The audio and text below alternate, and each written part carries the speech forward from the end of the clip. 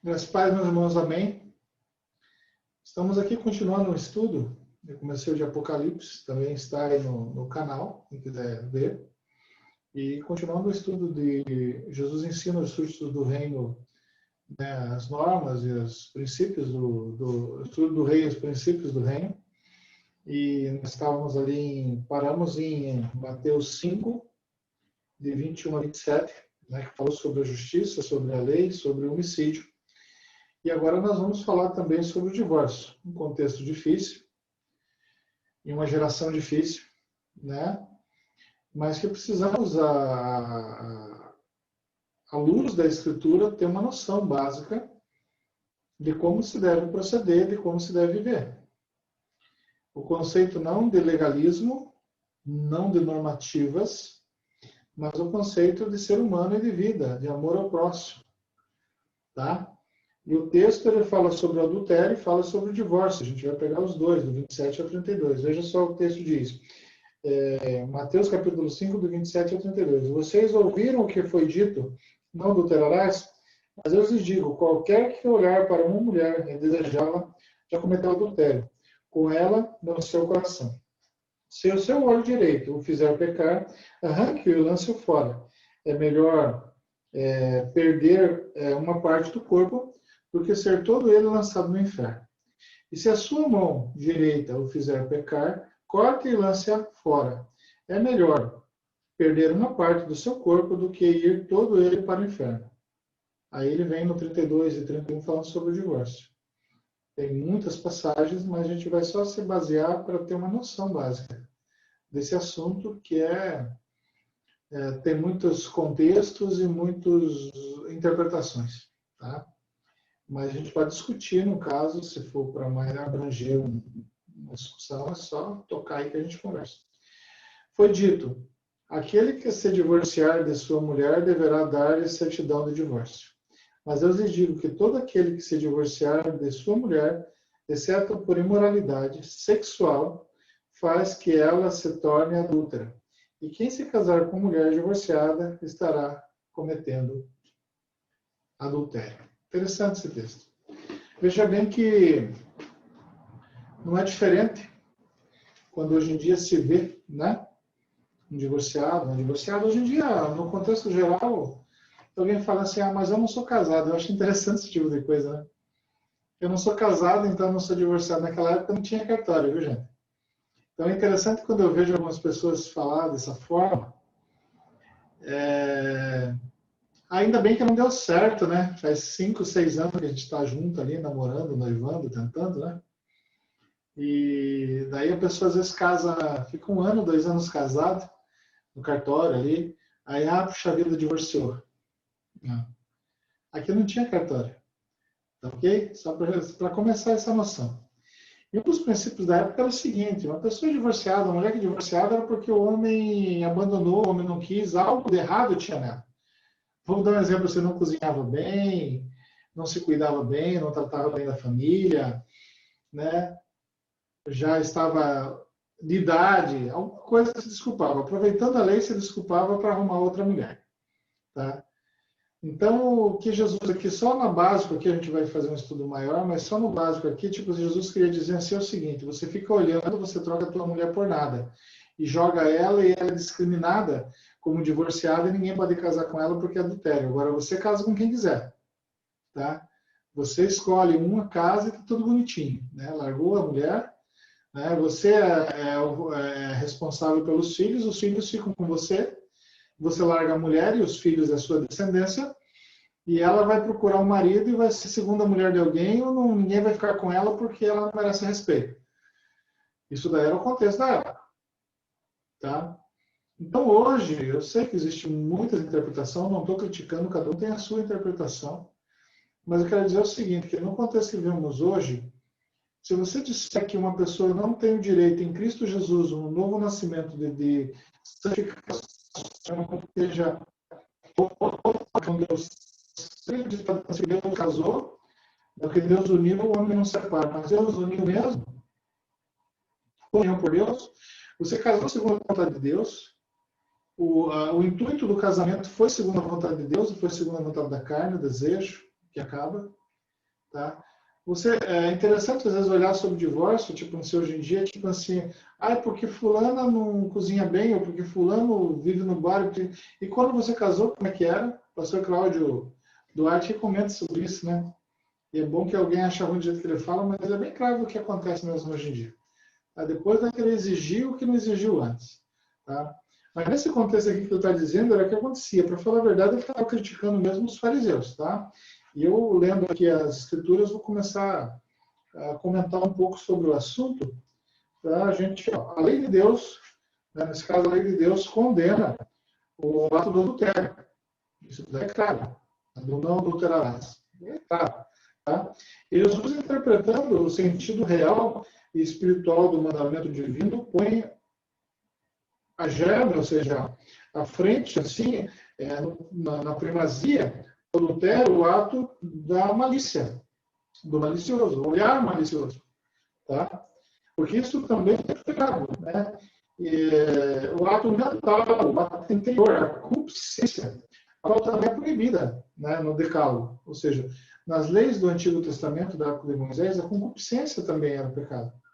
Então, se criticava tanto o adultério e a concupiscência. É a mesma coisa hoje em dia, nas igrejas de hoje.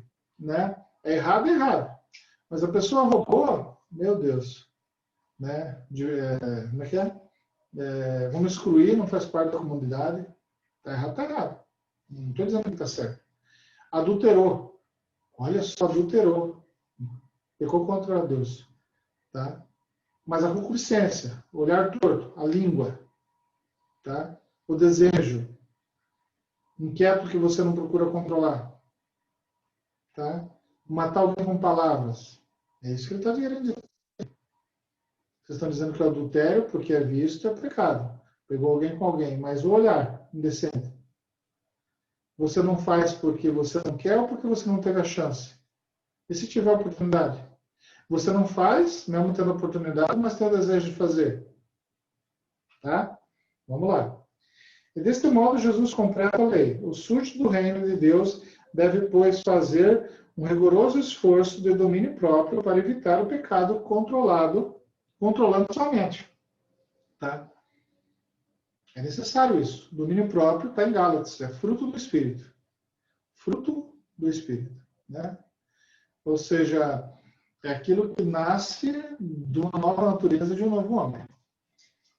Então, só para a gente entender o contexto do porquê. É pecado adulterar, é pecado. Nós estamos dizendo assim, gente, não é só adulterar é pecado. Não faz que adulterar, então, é um pecadinho. Nós estamos dizendo que, perante Deus, você olhar e não buscar mudar isso, é a mesma coisa. Você está pecando. Talvez você não fez por oportunidade e por falta de coragem. Você não colou na prova porque não teve oportunidade e não tem coragem. Porque se alguém pega, você não sabe onde enfiar a cara, você não sabe o que vai fazer. Enquanto o outro fez, não tem medo de pegar, e você pegar, acabou. Tá nem aí. É complicado. Então, é um entendimento do íntimo da pessoa.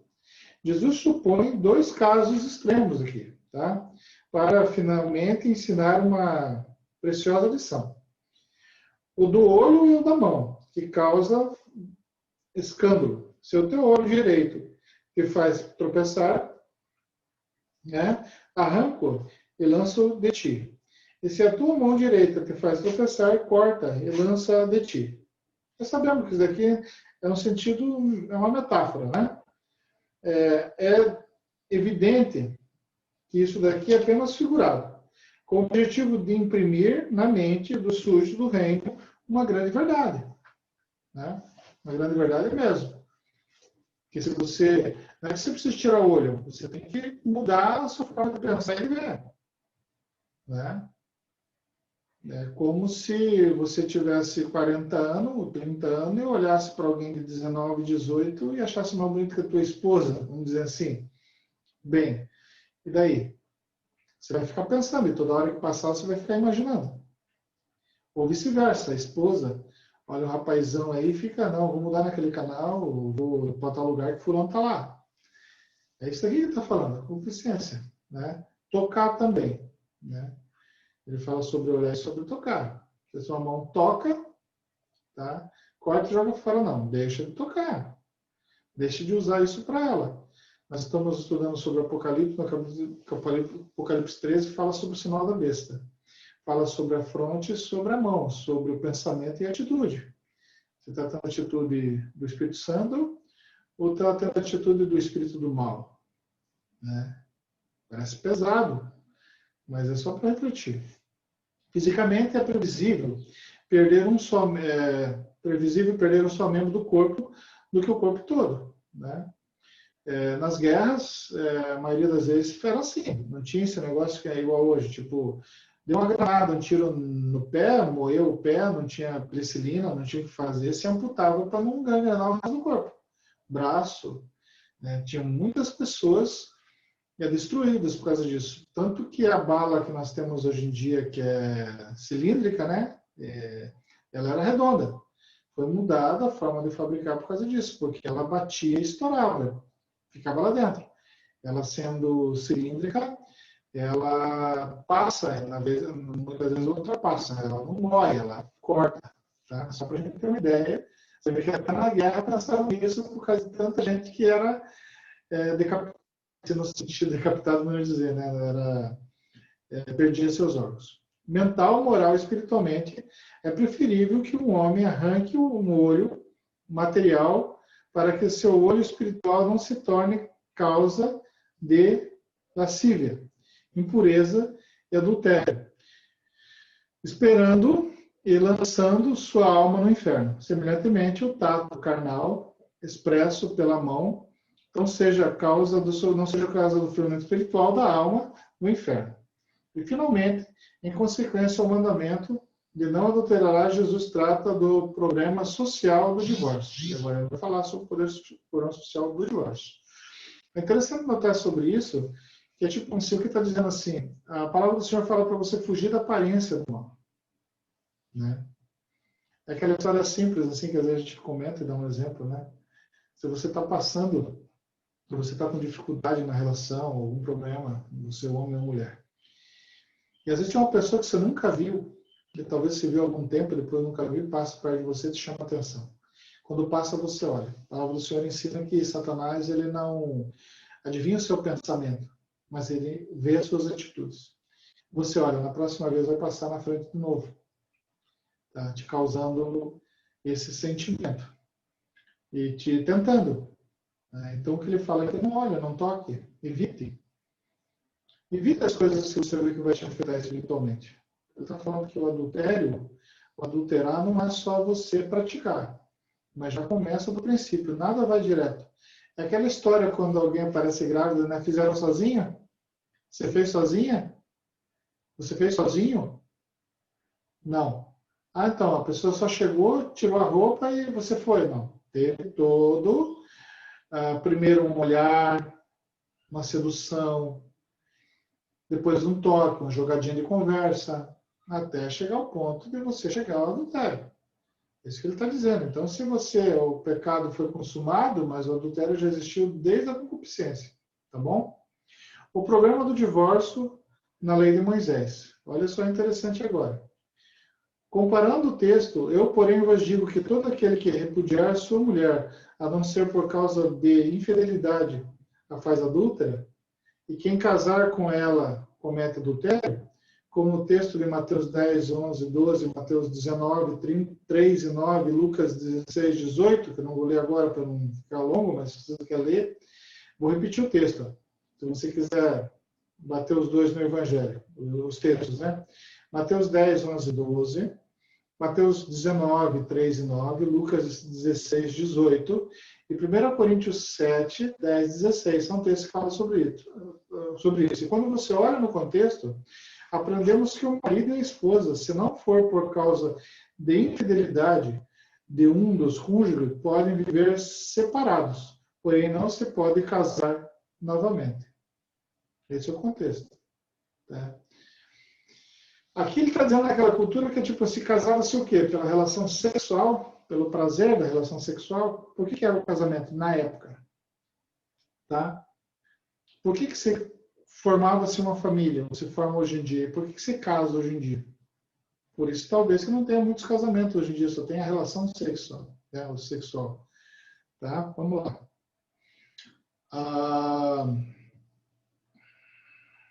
mas que se fará se um dos cônjuges praticar o pecado do adultério, pode o cônjuge inocente casar-se de novo ou não? É uma pergunta. Tá? Se guardarmos firme a nossa mente a declaração de Jesus, não penseis que vim destruir a lei dos profetas, não vim destruir mas cumprir, Mateus 5,17, notamos que o Senhor Jesus, referindo-se ao divórcio, permitindo a lei de Moisés, Deuteronômio 24, de 1 a 4, embora essa lei fosse dada por causa da dureza do coração dos homens, não condenou, mas permitiu a lei do divórcio. No caso de adultério, Mateus 5,32. Como não condenou, mas cumpriu quaisquer das outras leis reveladas por Deus em Moisés, o divórcio permitido por Moisés era uma lei temporária, uma lei civil da época pela dureza de coração. Tá? Por quê? Porque não tinha amor de perdão. O que está dizendo aqui?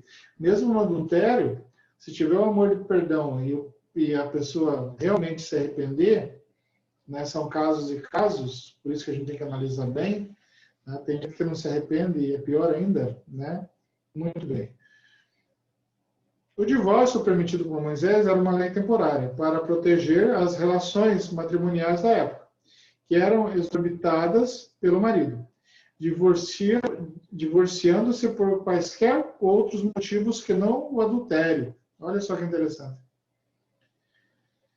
O divórcio era negado a duas classes de marido. Primeiro, ao homem que falsamente tivesse acusado a esposa de infidelidade antenupcial, ou seja, antes do casamento, não fosse virgem, tivesse dormido com outro homem, Deuteronômio 22, 13. Imagina que se ele falasse que ele dormisse com ela e depois falasse que ela não era virgem, ele tinha direito ao divórcio, ela era repudiada, mesmo ele mentindo, porque valia a voz dele. Então a gente tem que ver esse contexto. Não estou dizendo que é o caso, que seria sempre assim. E o segundo, a uma pessoa que houvesse seduzido uma virgem, Deuteronômio 22, 28. Tá? Ele seduzisse uma virgem. Lembremos-nos, porém, de que o divórcio permitido por Moisés era também restrito por um documento que salvaguardava a fidelidade conjugal da mulher. Porquanto, se ela adulterasse, a lei determinava fosse apedrejada. A dificuldade de interpretar Deuteronômio 24:1 é que as duas palavras do texto, coisas indecente, não são próprias da exclusividade equivalente a adultério, mas claramente implicam a coisa mais indecente que há no matrimônio, né? O adultério.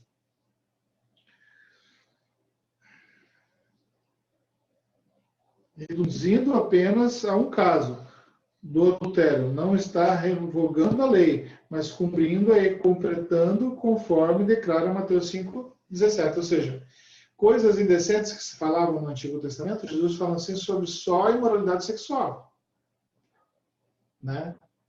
Só a contaminação do corpo e do espírito, vamos dizer assim, a traição sexual. Então ele fala, você vai dizer coisas indecentes, poderia ser qualquer coisa que fosse indecente, né? Então ele deixa claro que um caso extremo seria só o ato sexual, né, contra o casamento. Tá? Assim, as palavras citadas por Jesus em Mateus 5,32 acham-se em Deuteronômio 24:1, mas a injunção, a não ser por causa de infidelidade, bem longe de enfraquecer ou postergar o mandamento original de Deus, tinha, pelo contrário, por esforço, reconduzir os homens à observância do mesmo. Nosso Senhor achou o preceito mosaico interpretado como uma licença de repudiar à vontade, mas longe de aprovar aquela interpretação, ele declara que o seu reino de divórcio é absolutamente proibido. Eu casei e descasei. Eu casei hoje, amanhã não deu certo, estou descasando. Né? Não dá para trocar o cartucho, né? Vou trocar a impressora. É uma geração líquida, né? Então nós vemos que é um conceito que, olhando espiritualmente, Jesus fala que é errado. Tá bom? Jesus só admitiu o divórcio por um motivo, o adultério. e admita que o membro inocente da união se casasse, admitindo que o membro inocente da união se casasse de novo. O padrão de Jesus, porém, é a monogamia, inquebrantável, a não ser por um único pecado, o adultério carnal. Tá? Se nós olharmos por toda a Bíblia, se a pessoa é cristã, vamos lá, vamos chegar no princípio. Se a pessoa é cristã, conhece o mandamento do Senhor, é fiel à vontade do Senhor, ele não vai trair, não vai cometer adultério. Ele ou ela. Se ele conhece a armadilha do mal, tanto ele ou ela no casamento, vai tentar fazer com que nada atrapalhe o casamento e que tudo dê certo. É isso que Jesus está falando. Ah, mas eu sou cristão e não deu certo o casamento. Você escolheu esse casamento? Você foi para o lado certo? Você viu mesmo que era isso mesmo? Você primeiro analisou o contexto? Antigamente você analisava, pegava alguém, mas era diferente. Mas você está casando, você tem que pensar, eu vou casar para viver, junto o resto da vida. Um casal. Tá? Então, antes disso é o seguinte, como ele trata o pai ou a mãe? Como ela trata o pai e a mãe? Quais são os vícios e os costumes que eles têm? Vocês têm a mesma fé? Vai aturar isso por 1 mês, 6 meses, 1 ano, 2 anos? Quando isso vai chegar no topo? Né? É isso que ele está dizendo aqui. Agora, mas traiu, peraí. Não precisa nem ser cristão. A traição é algo terrível. Tá? É indescritível a traição. De amigo para amigo, de colega para colega, de profissional para profissional, quanto mais de cônjuge para cônjuge que se deita à noite, além de ter uma relação física, dividir o lar, dividir uma história, dividir a casa, dividir a cama e dividir o corpo entre si. Né? Então, é isso daqui para a gente ter bem contexto. Então, ele fala assim, só essa traição. E eu acredito que tem muitos aí que ainda perdoam. Quando a outra pessoa quer ser perdoada, a pessoa perdoa, o outro não quer ser perdoado, você não tem culpa por isso. A pessoa traiu e ainda acha que está com a razão. E você, não é que você queira estar com a razão, mas você perdoando, a pessoa não aceita ainda. Quer viver a vida dela, ou dele. Tá? Então, é isso que ele está dizendo aqui. É esse contexto. Ele está dizendo que a separação, ele abomina o divórcio. E é certo. Né? Mas hoje em dia, infelizmente, se você ver a pesquisa, você vai ver que dentro como o Brasil é 70% cristão, e eu quero colocar cristãos evangélicos e católicos, né, porque não tem discriminação quanto a isso, eu quero dizer para você o seguinte, que se você analisar também o evangelho, você vai ver que a porcentagem de divórcio é muito grande. É isso aqui que ele está dizendo. Deus é contra o divórcio. Casou, né? Cada um busca seu próprio marido, sua própria esposa e vive. Né? Não deu certo. Peraí, mas já dava certo no começo, por quê? Né? Às vezes a pessoa vai não pelo casamento, não pela vida em comum, mas sim pelo sentido da concupiscência que fala aqui, que é o prazer da carne. É só para a gente analisar bem o que é casamento. Escolha bem. Ninguém pede aconselhamento para casamento, para falar a verdade, e fica contra pai e mãe para casar, né? Então, vamos lá. Antes que o homem pecasse, Deus instituiu o matrimônio com o objetivo santo, de tornar a mulher numa só carne. Por isso Jesus declarou, portanto, o que Deus ajuntou não separa o homem. Mateus 19, 6. Mas, desgraçadamente, o homem pecou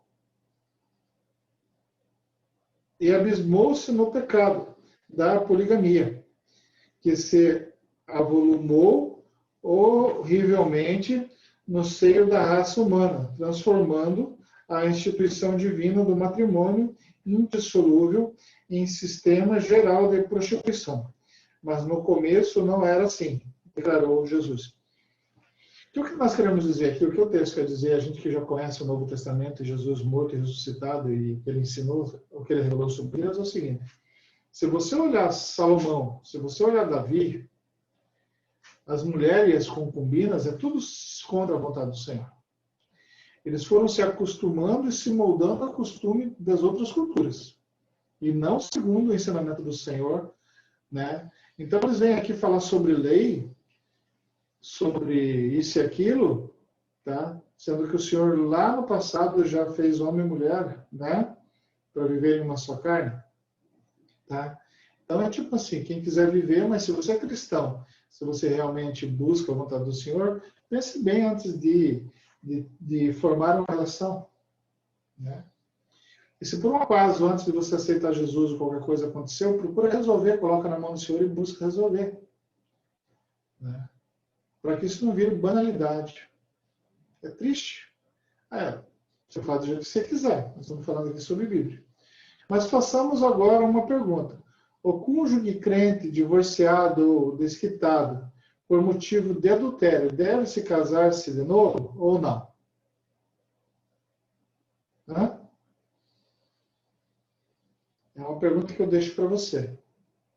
O cônjuge crente, divorciado, desquitado, por motivo de adultério dela. Porque se ele é cristão, eu penso que assim, se a pessoa é cristã, serva do Senhor, ela não vai adulterar, ou ele não vai adulterar. Se a pessoa adulterou, é porque nunca foi salvo, nunca teve salvação, nunca foi transformado. Tá? Pesado, né? Mas é isso aí. Tá? E me diga uma coisa, essa pessoa deve se casar de novo, se ficou solteiro? Né? Deve constituir de novo uma família, ter um lar, né? Voltar a constituir ou vai viver sozinho pro resto da vida? O que a palavra do Senhor diz sobre isso? Tá? É interessante notar isso, tá? Porque nós temos aí algumas etapas, né? Algumas partes que nos dizem algumas coisas. E se você buscar lá a questão do divórcio, tá? Em Mateus, capítulo 10, de 1 a 12, e 19 de 1 a 12, você vai ver que Jesus, né, explica bem sobre isso. Mas eu deixo isso em aberto aqui para você dar algum retorno, algum questionamento. E se você der algum questionamento, algum retorno, nós voltamos a falar sobre isso a partir desse ponto. Uma pessoa que é traída, ela é crente, é cristã, ela é traída e teve que se divorciar, ela pode casar de novo ou não? Tá? Fica com Deus.